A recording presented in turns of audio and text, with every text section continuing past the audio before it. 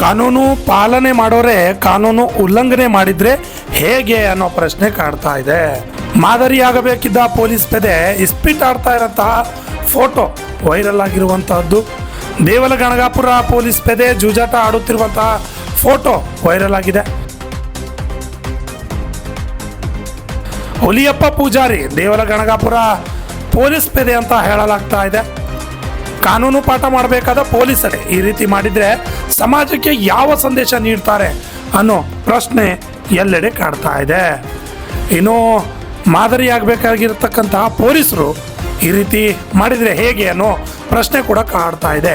ಕಾನೂನು ಪಾಲನೆ ಮಾಡೋರೆ ಕಾನೂನನ್ನು ಉಲ್ಲಂಘನೆ ಮಾಡಿದರೆ ಹೇಗೆ?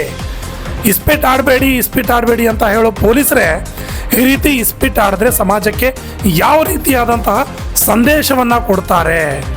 ದೇವಲಗಣಗಾಪುರ ಪೊಲೀಸ್ ಪೇದೆ ಜೂಜಾಟ ಆಡ್ತಿರ್ತಕ್ಕಂಥ ಫೋಟೋ ಇದು.